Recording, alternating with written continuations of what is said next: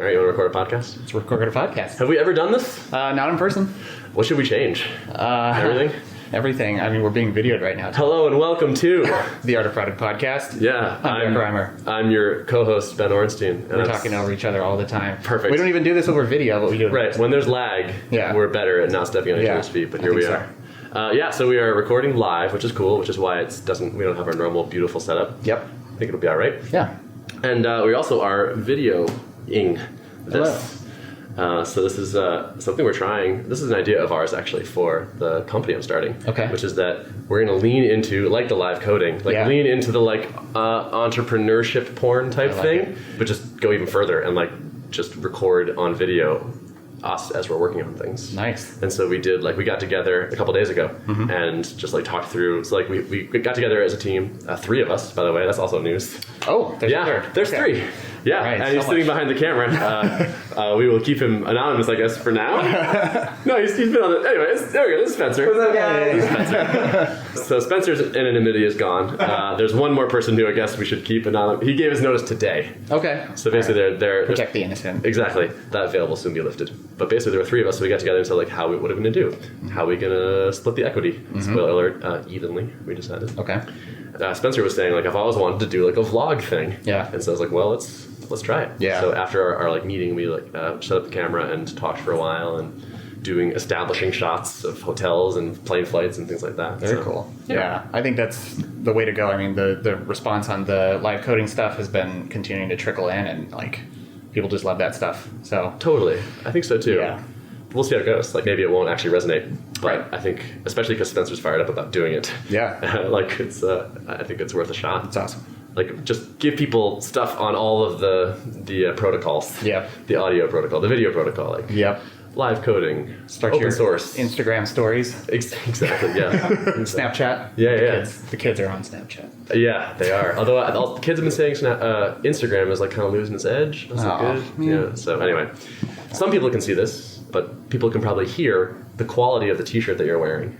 Yes, I'm swagged out right now. Yeah. Did my first run of level t-shirts. Yeah. And had to show off the beautiful Steve Sugar work. I feel that's very legit to show up with your own t-shirt. Yeah. To MicroConf for a nascent company. I've had, I wish I thought of it. People are surprised, shocked. They're like, you already have a t-shirt? Yeah. I heard one guy was like, we've been in business for 7 years and we don't have t-shirts yet. Damn. So You're out executing. I'm on the ball. The crap out of people. You're at least out swagging. Yeah. And if you don't have swag, yeah. What do you have? I just love these next level t-shirts, the tri-blend. Yeah. Cotton poly They're so blend. soft. I scored one. I feel very privileged. I did a run of 18. It's a couple $100. I'm I'm not going crazy on the... I like it. And then you keep it exclusive, right? It's only some people have a level t-shirt. Exactly. I will try to rep it tomorrow. Good. Please do. Yeah.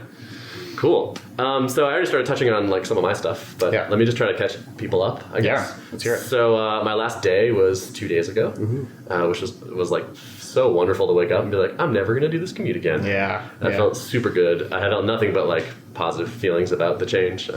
Sorry to say, not like it was bad, but just I was just ready. I was like, this is the direction I wanted to go. Yeah. The job wasn't a perfect fit for me. It just all felt good, basically. And you mentioned that even your former boss is congratulatory and it's 100%. all amicable. Yep, no bad feelings, and I also feel like I finished well. Yeah. I wrote up kind of a Ben's parting thoughts document, which is here are some things broken out into 5 different categories I think you should keep pushing on or keep working on. Specific recommendations, and then called everybody to get together for a dev discussion and went through every point. It was just as big a brain dump. Yeah. And just said I can't tell you what to do, but if I were going to stay, I would focus on these things. Yeah, that's cool. So that felt good. I also wrapped up my last project that finished really well. So on my last day, I kind of deployed but finished a feature, which was good. So just You're ship it and goodbye. Y'all gonna maintain this now. Which is the best way to ship a feature. Yeah, absolutely. Yeah. You figure out deployment and migration and all that stuff. Yeah. So the ending felt good. The very next morning, Spencer and anonymous co-founder and I got together and did okay, how are we gonna split? Actually, the first thing we talked about was what's equity? Yeah. How are we gonna do equity?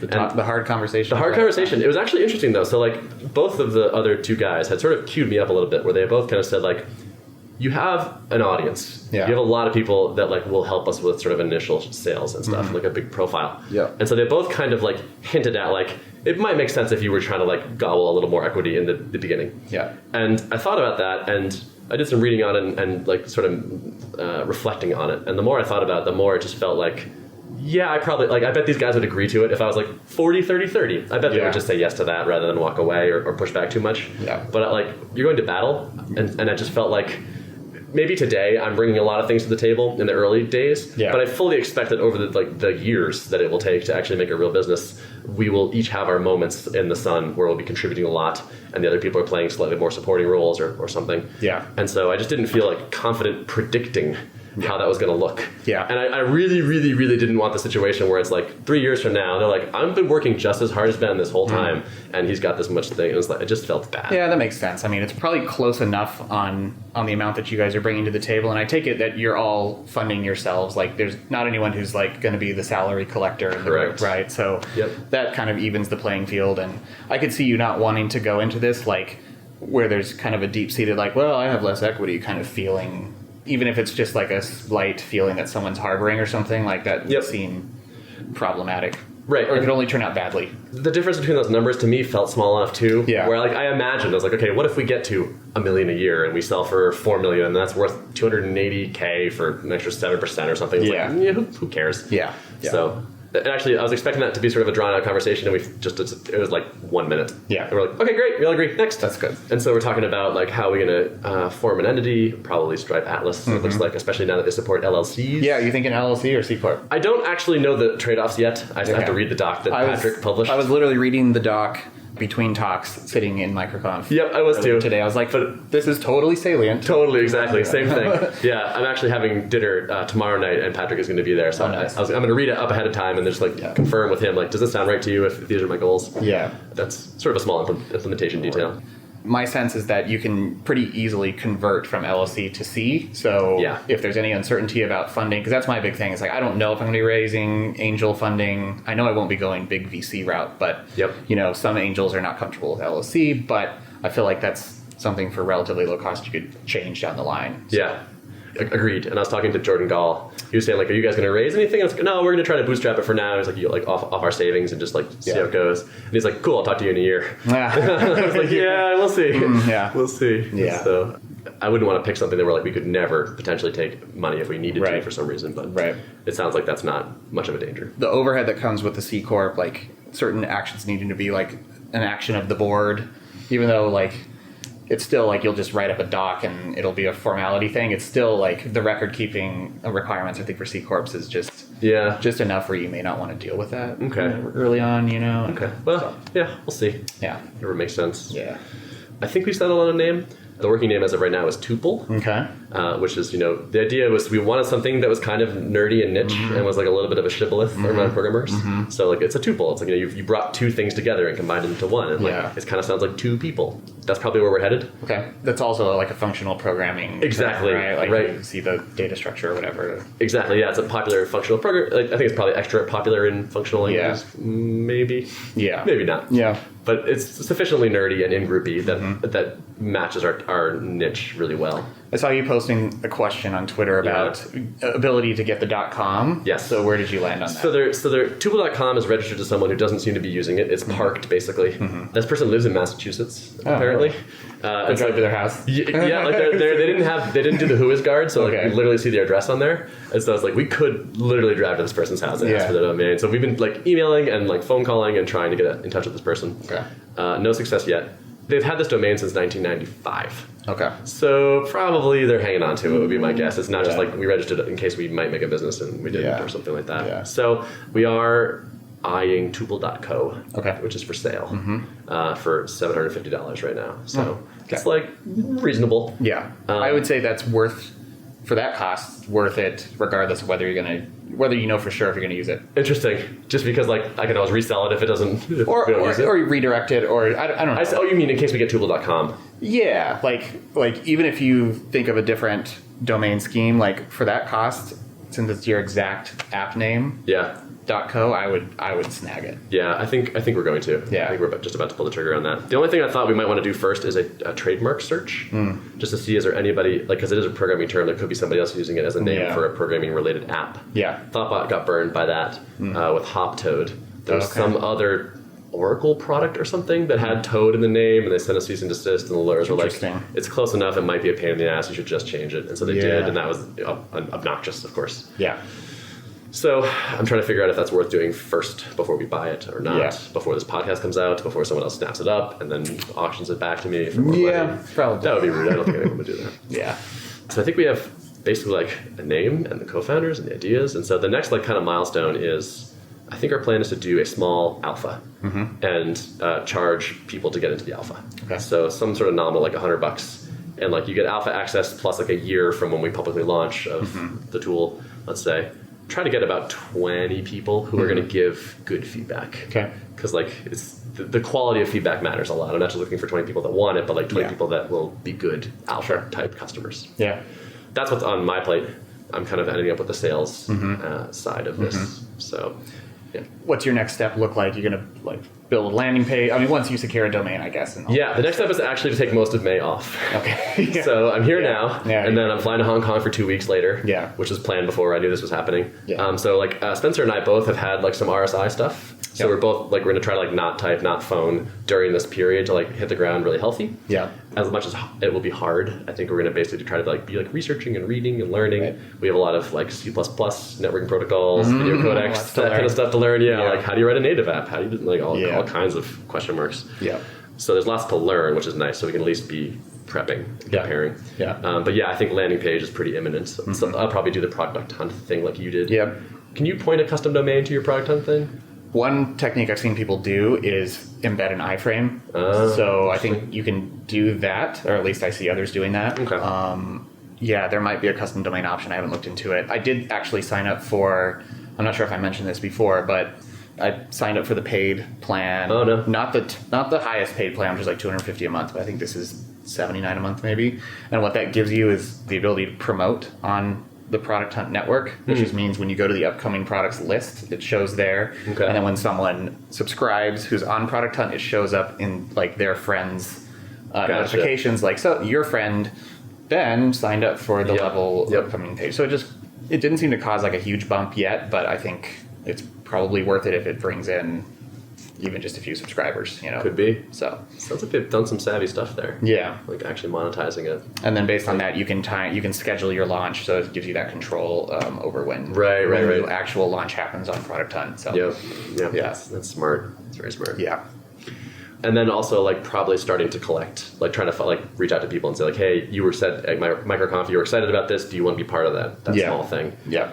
And try to get that together. Our hope basically is to have the alpha filled by mid-June, like start working like right before June or like right on June 1st. Try to have the alpha filled after a couple weeks and then progress from there. Okay. Yeah. All right. And then do you feel like you have enough knowledge that you could actually start working on technical stuff once you're off hiatus? Or do you think you need to go through kind of like deeper validation? I feel like this is a pretty...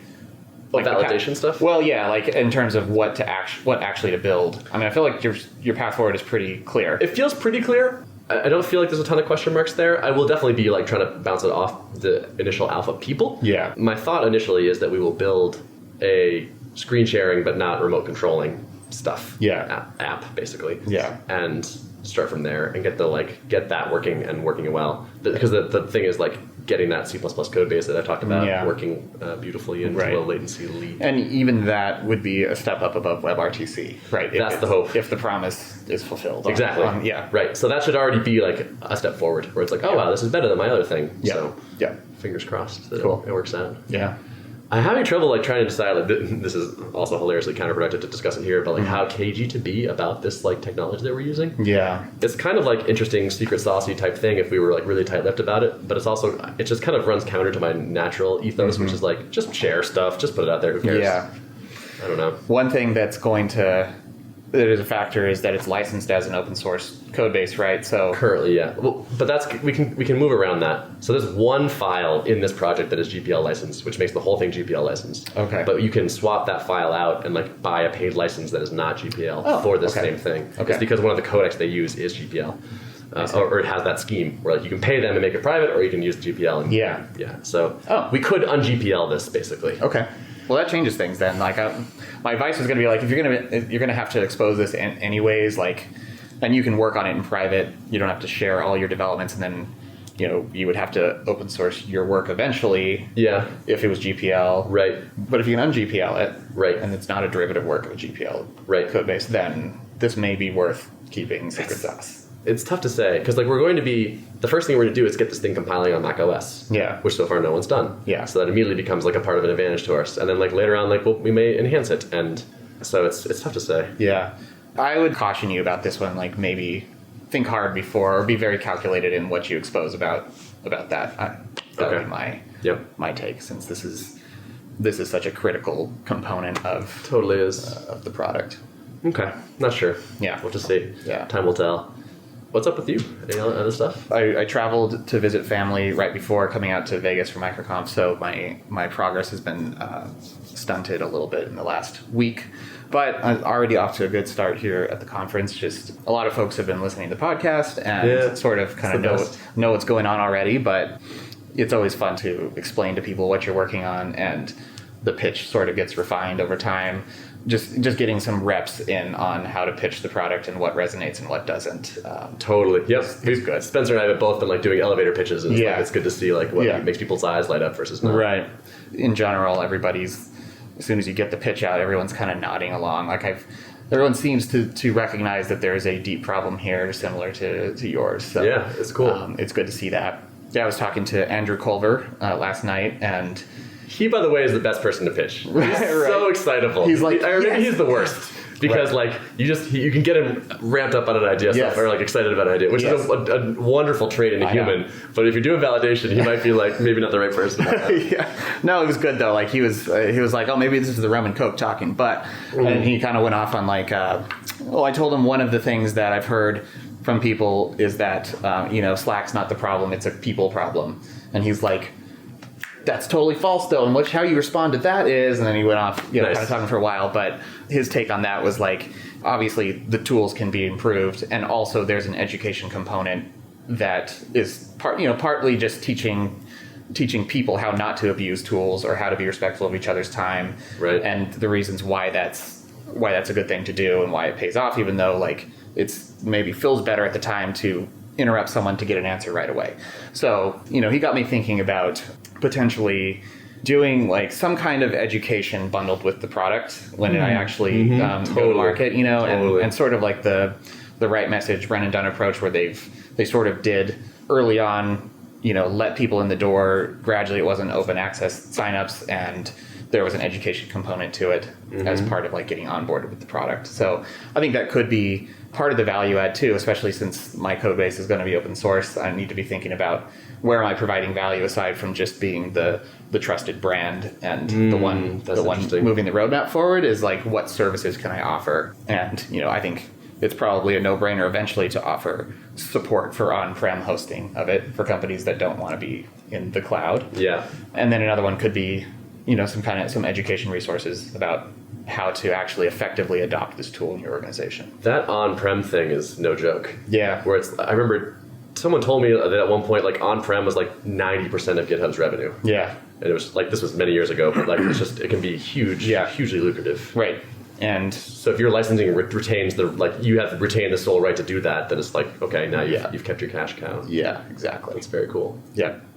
So those conversations are already happening. Nice. MicroConf is also MicroConf. Yeah, it's MicroConf. It's great. You should come next year. We're not being paid by them, by the way. This is just purely personal experience. Testimonial. MicroConf is a great place to come when you just started a company because everyone is so excited for you. Yeah. Whereas everyone's like, yo, dude, this is the best. Like, yeah, absolutely. It's like, talking to the addicts about how good drugs are. Yeah. So I'm having a good time. Yeah, me too. Cool. It's good. We rarely see each other in person. So I know. This is maybe our third or fourth time meeting in person. I think it's the third time, and each time has been at a MicroConf. Yeah, totally. Yeah, I forget how overwhelmingly tall you are. Yeah, you too. Yeah. I have you edged out a little bit. Just barely. Okay. Yeah. All right. Well, keep it short? I think so. Yeah. All right, cool. Show notes? Show notes can be found at artofproductpodcast.com. Awesome. Thanks for listening. Yeah.